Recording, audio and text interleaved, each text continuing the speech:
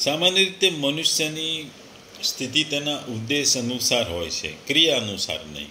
જેવી રીતે એક વેપારી હોય, એ આખો દિવસ ધંધો કરે, ધન કમાય, રાત્રે પણ ઘેર આવે, ધન ગણે, કેટલા રૂપિયા કમાય, એટલે એનો અને વિચારોમાં એને કેટલા રૂપિયા કમાયો, કેટલાનો નફો થયો, કેટલું વસ્તુ વેચી, એટલે એના મનમાં ધનની જ હોય. એટલે કારણ કે એને વેપારીનો મુખ્ય ઉદ્દેશ ધન છે, કમાવાનું છે. અને વાસ્તવમાં તેની સ્થિતિ ધનમાં રહે છે. દુકાન બંધ કરે ત્યારે પણ વૃત્તિ ધન માટે હોય, દુકાન ચાલુ હોય ત્યારે ધનનું વિચારે, રાત્રે ઘેર જાય તો પણ ધનનું વિચારે. એટલે એની જેવી રીતે યથાર્થ કર્મ કરતી વેળા કર્મયોગની સ્થિતિ પોતાના ઉદ્દેશ પરમાત્મામાં જ રહે છે અને કર્મની સમાપ્તિ કરતાં તેની વૃત્તિ પરમાત્મા તરફ ચાલી જાય છે. એમ સામાન્ય માણસની વૃત્તિ એ તરફ આકર્ષાઈ જાય છે, એને પ્રેમ થઈ જાય છે, એને લાગણીઓ છે, એ આસક્ત થઈ જાય છે. વેપારીને ધન પ્રત્યે આસક્તિ થઈ જાય છે. આપણે 4 વર્ણો આપેલા છે અને દરેક વર્ણનો પોતાના કામ છે. એક વર્ણ માટે કોઈ કામ સ્વધર્મ છે, તો એ જ કામ બીજા વર્ણ માટે વિહિત ન હોવાથી પરમ ધર્મ અર્થાત અન્યત્ર કર્મ બની જાય છે. જેમ કે ભિક્ષા માગીને જીવન જીવવું એ બ્રાહ્મણનું માટે સ્વધર્મ છે, પણ ક્ષત્રિય માટે પરધર્મ છે. એ જ રીતે નિષ્કામ ભાવથી કર્તવ્ય કરવું એ મનુષ્યનો સ્વધર્મ છે અને સકામ ભાવથી કર્મ કરવું એ પરમ ધર્મ છે. એટલે નિષ્કામ ભાવ કર્મ એ પોતાનું કર્તવ્ય કર્મ છે, જ્યારે ફળની આશાથી સકામ કર્મ કરો એ પરધર્મ છે. જેટલા પણ સકામ અને નિશ્ચિત કર્મ છે સગળા અન્યત્ર કર્મની શ્રેણીમાં આવે છે. પોતાનું સુખ, માન, બડાઈ, આરામ વગેરે માટે જેટલા કર્મ આવે છે તે સગળા અન્યત્ર કર્મ છે. આથી નાનામાં નાનું તથા મોટામાં મોટું જે પણ કર્મ કરવામાં આવે તેમાં સાધકે સાવધ રહેવું જોઈએ, સાવધાન રહેવું જોઈએ કે આ કોઈ સ્વાર્થની ભાવનાથી તો કર્મ થતું નથી કે કર્મ કરતા નથી. સાધક તેને જ કહે છે કે જે નિરંતર સાવધાન રહે, એટલે કે એની સાધકે પોતાની સાધના પ્રત્યે સતર્ક, જાગૃત અને હંમેશા જાગૃત રહેવું પડે. સતર્ક તો હોવું જ જોઈએ, સાથે હંમેશા જાગૃત રહેવું જોઈએ. અન્યત્ર કર્મના વિષયમાં 2 ગુપ્ત ભાવ છે. એક, કોઈ આવે ત્યારે જે કોઈ મનુષ્ય તેના પ્રત્યે આવો, બેસો વગેરે આવકારદાયક શબ્દોનો પ્રયોગ કરે છે, પણ અંદરથી પોતાના સજ્જનતાપણાનું આરોપણ કરે અથવા આવ્યું કહેવાથી આવનાર વ્યક્તિ પર સારી છાપ પડશે. એવા ભાવ કહેવાનો અર્થ કે સ્વાર્થની ભાવના છુપી રહેવાથી તે અન્યતર કર્મ જ છે, યથાર્થ કર્મ નથી. બીજું કે સત્સંગ, સભા વગેરેમાં કોઈ પણ વ્યક્તિ મનમાં એવા ભાવને રાખીને પ્રશ્ન કરે કે વક્તા અને શ્રોતાગણ મને સારો જાણકાર સમજશે તથા તેના ઉપર મારી સારી અસર પડશે, તો તે અન્યત્ર કર્મ છે, યથાર્થ કર્મ છે જ નહીં. તાત્પર્ય એ છે કે સાધક તો કર્મ તો કરે છે, પણ તેમાં સ્વાર્થ, કામના વગેરેનો ભાવ નહીં રહેવો જોઈએ. કર્મનો નિષેધ નથી, પણ સકામ કામ કરવાનો નિષેધ છે. કર્મ તો કરવું જ પડે અને એ તો કન્ટિન્યુઅસ પ્રોસેસ છે, પણ એ નિષ્કામ કર્મ કરવું જોઈએ. સકામ ભાવના એ કરવાનો એ નિષેધ છે. સાધકે ભોગ, ઐશ્વર્ય, બુદ્ધિ એક કોઈ પણ કર્મ નહીં કરવું જોઈએ, કેમ કે એવી બુદ્ધિ ભોગાસક્તિ અને કામના રહે છે જે કર્મનું આચરણ નથી, કર્મયોગનું આચરણ થતું નથી. નિર્વાહ બુદ્ધિથી કર્મ કરવા છતાં જીવવાની કામના રહેતી હોય છે. આથી નિર્વાહ બુદ્ધિ પણ ત્યજી શકાય છે. સાધકે કેવળ સાધના બુદ્ધિથી જ પ્રત્યેક કર્મ કરવું જોઈએ. બધાથી ઉત્તમ સાધક તો એ છે કે પોતાની મુક્તિ માટે પણ કોઈ કર્મ ન કરવા, કેવળ બીજાના હિત માટે જ કર્મ કરે છે. કારણ કે પોતાનું હિત બીજાના માટે કર્મ કરવાથી થાય છે, પોતાના માટે કર્મ કરવાથી નહીં. બીજાના હિતમાં જ એનું હિત છે, બીજાનું સારું થાય તો પોતાનું સારું છે. બીજાના હિતને જ પોતાનું હિત માને છે ને એને અલગ ગણતો નથી. પોતાના સુખ માટે કરવામાં આવેલું કર્મ તો બંધનકારક હોય, કારણ કે બધાને પોતાની ઈચ્છા મુજબનું કરે છે, પોતાના માટે કરે છે, એટલે એ બંધન થઈ જાય છે, એક જાતની લાગણી થઈ જાય છે, આસક્ત થઈ જાય છે, કારણ કે એ પોતાના હિત માટે કરેલું હોય છે. અને એટલે પોતાના હિત માટે, પોતાના સ્વાર્થ માટે, પોતાના ફળ માટે, પોતાની ઈચ્છા માટે જે કર્મ કરેલું છે એ બંધાઈ જ જાય માણસ.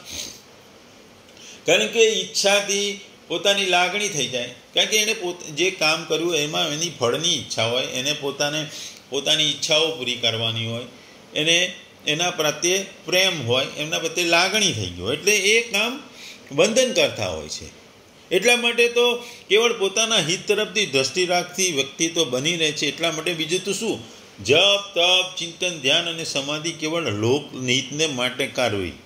તાત્પર્ય એ છે કે સ્થળ, સૂક્ષ્મ અને કારણ ત્રણેય શરીરોથી થવાવાળી સઘળી ક્રિયાઓ સંસાર માટે જ કરી, પોતાના માટે નહીં. કર્મ સંસાર માટે છે અને સંસારથી સંબંધ વિચ્છેદ થવાથી પરમાત્મા સાથે યોગ પોતાને માટે છે. આનું નામ તો કર્મયોગ છે. એટલે દરેક જણે પોતાનું કર્મ કરવું પડે, કર્મયોગ છે. કર્તવ્ય કર્મને આપણે અહીંયા યજ્ઞ તરીકે ગણ્યું છે.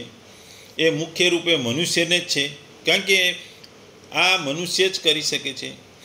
જેનો ઉદ્દેશ પ્રાણી માત્રનું હિત કરવાનું છે, તેમને સુખ પહોંચાડવાનું છે, તેના દ્વારા થતા કર્તવ્ય કર્મો થયા કરે છે.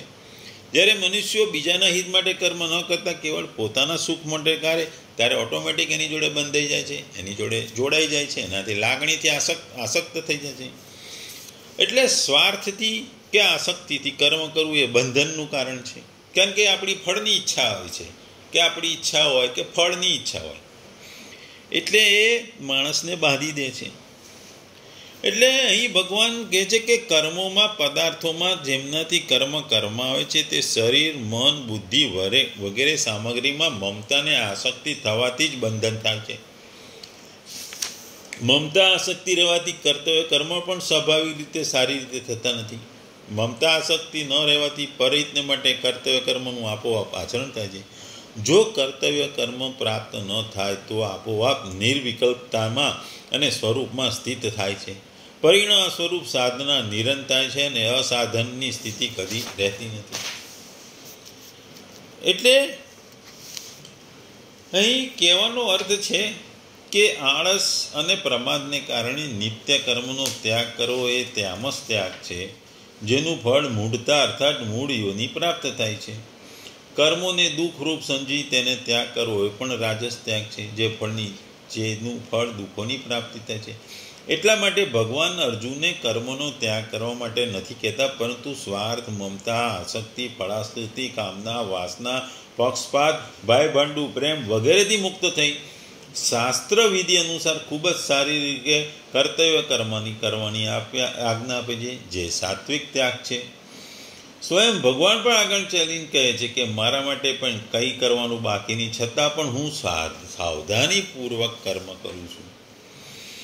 કર્તવ્ય કર્મો સાદી રીતે આચરણ કરવાના મુખ્ય બે કારણોને લીધે શિથિલતા આવે છે. કે એક તો મનુષ્યનો સ્વભાવ, કેમ કે તેને પહેલાં ફળની કામના કરીને જ કર્મમાં પ્રવૃત્તિઓ, જ્યારે જુએ તે કે કર્મ અનુસાર ફળની કામના નથી રાખવાની, ત્યારે વિચાર કરે કે હું શું શા માટે કર્મ કરું, હું આ કામ શાના માટે કરું, મને જો કંઈ મળવાનું ના હોય તો.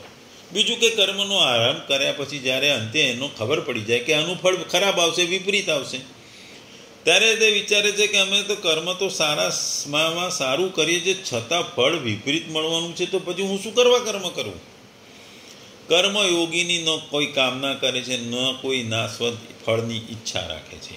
તે તો માત્ર સંસારનું હિત સામે રાખી કર્તવ્ય કર્મ કર્યા કરે છે. એટલે આપણે જોયું કે કારણ કે કર્મ ન કરવા માટે, ફળની કામના માટે અને ફળ વિપરીત આવે, એ બંને કર્તવ્ય કર્મમાં શિથિલતાનું કારણ છે. એ શિથિલતા છે કે એને કારણે મનુષ્યનો સ્વભાવ એવો હોય છે કે કર્મમાં ફળની કામના રાખવાની, અને પછી જો ફળ વિપરીત આવે તો કે પછી કર્મ શા માટે કરવું એ વિચારવું. એટલે મનુષ્યનો સ્વભાવ જ એવો થઈ ગયો છે કે જેમાં પોતાનો સ્વાર્થ દેખાય, અને સ્વાર્થ સિવાય એ કશું વિચારતા નથી. અહીં ટૂંકમાં કહેવાનું એવું ભગવાનનું કહે છે કે મનુષ્ય કર્મ કરવાથી બંધાતો નથી, બલકે પોતાના માટે કરવામાં આવતા કર્મ અન્યત્ર કર્મથી બંધાય છે. તેથી એણે પોતાના માટે કંઈ કરવું નહીં. મનુષ્ય કર્મબંધનથી જ્યારે જ મુક્ત થાય છે જ્યારે સંસારમાંથી મળેલ વસ્તુ, શરીર, યોગ્યતા, સામર્થ્ય સંસારની સેવામાં લગાડી દે અને એના બદલામાં એ કંઈ પણ ઈચ્છા ન રાખે. કારણ કે સંસાર આપણને તે વસ્તુ આપી નથી શકતો. તે આપણે ખરેખર ઈચ્છીએ છીએ, આપણે સુખ ચાહીએ છીએ, અમરતા ચાહીએ છીએ, નિશ્ચિંતતા ચાહીએ છીએ, નિર્ભયતા ચાહીએ છીએ, સ્વાધીનતા ચાહીએ છીએ, પરંતુ આ બધું આપણને સંસારમાંથી મળતું નથી, બલકે સંસાર સામે સંબંધ તોડવાથી જ મળે છે. સંસાર સાથેનો સંબંધ વિચ્છેદથી મળે છે. એટલે આપણે જે સંસાર પાસેથી મળ્યું છે એ માત્ર સંસારની સેવામાં જ અર્પણ કરવું જોઈએ. એટલે ભગવાન કહે છે કે યજ્ઞ એટલે કે કર્તવ્ય કર્મ ના સિવાયના કર્મ બંધનકારક થાય છે. આથી આ બંધનથી મુક્ત થવા માટે કર્મોને સ્વરૂપથી ત્યાગ ન કરી કર્તવ્ય બુદ્ધિથી કર્મ કરવું. એટલે કોઈ પણ વસ્તુમાં ફળની આશા કે લોભ ન રાખો. દરેક વ્યક્તિએ પોતાના કર્તવ્ય કર્મ કરતા રહેવાનું